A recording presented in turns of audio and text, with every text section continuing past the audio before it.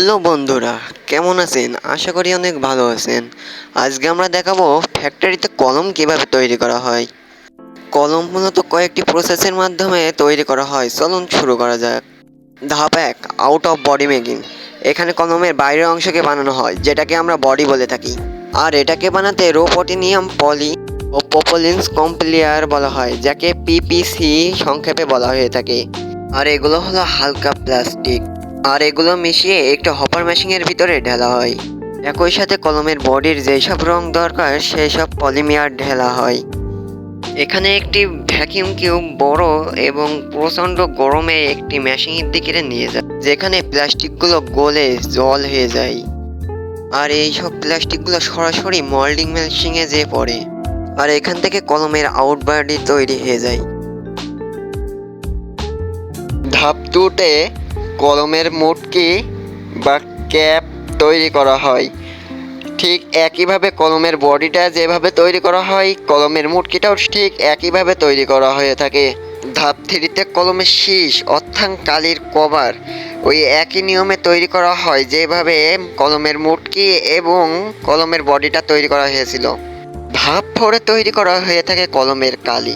আর এই কালি বানাতে প্রয়োজন হয় ন্যাচারাল ওয়ার্কস, যা প্রচণ্ড গাঢ় হয়ে থাকে। আর লাগে মধুর মতন ভ্যাক্স বার্নিশ কেমিক্যাল, যেগুলো একসাথে ভালো করে মিশিয়ে নেওয়া হয়। এবার কোন রঙের কালি প্রয়োজন সেই কালি ভালো করে মিক্স করে নেওয়া হয়। এরপরে মেশিন দিয়ে ভালো করে মেশানো হয়ে গেলে তৈরি হয়ে যায় কলমের কালি। এবার তৈরি করা হবে কলমের সবচেয়ে গুরুত্বপূর্ণ জিনিস, যেটা খাতায় ঘুরে ঘুরে কালি ছড়ায়। হ্যাঁ, এটা হলো মেটাল বল। আর এই মেটাল বল তৈরি করার জন্য স্টিলের একটি তারকে বল হ্যান্ডিং মেশিনের ভিতরে ঢুকাইয়ে দেওয়া হয়। আর এই মেশিনটা তারকে কেটে বলের শেপ দিয়ে দেয়। চলুন এটা স্লো মোশনে দেখি। প্রথমে এখানে একটি তারকে কাটারের সাহায্যে কাটা হচ্ছে। আর এরপর সামনে থাকা মেশিনটি 1 টন ওজন দিয়ে বলের শেপ দিয়ে দিচ্ছে। আর এইভাবে লক্ষ লক্ষ বল তৈরি করা হয়। আর এই বলটিকে যখন পালিশ করা হয় তখন এগুলো দেখতে একদম চকচক করে থাকে। এবার তৈরি করা হবে কলমের নিপসকে, যেখানে মেটাল বলটি ফিট করা হয়ে থাকে। আর নিপস তৈরি করার জন্য চিকন তার পলিশ করে পাইপের মতো করে কাটা হয়।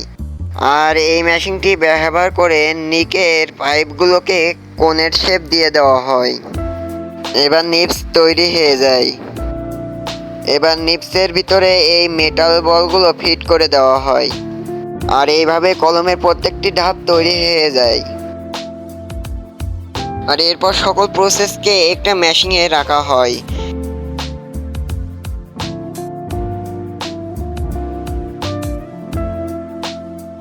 এরপরে এই ইনজেক্ট মেশিনটি কলমের কভারের ভিতরে কালিগুলো ইনজেক্ট করে দেয়।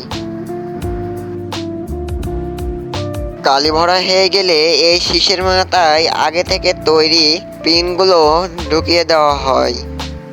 অনেক সময় কলমের পিছন দিয়ে কালি বেরিয়ে যায়। আর এই সমস্যার সমাধানের জন্য শীষের পিছনে জেলিকনসিন কেমিক্যালটা দিয়ে দেওয়া হয়। এরপর কলমের শীষের সকল কাজ শেষ হয়ে যায়। এবার কলমের সকল অংশকে এক জায়গায় করা হয় এবং এগুলোকে লাগানো হয়। আর এইভাবে তৈরি হয়ে যায় আমাদের পছন্দের কলম। বন্ধুরা, আমাদের চ্যানেলে নতুন হয়ে থাকলে চ্যানেলটি সাবস্ক্রাইব করে এবং ভিডিওটি ভালো লাগলে লাইক করে যাবেন।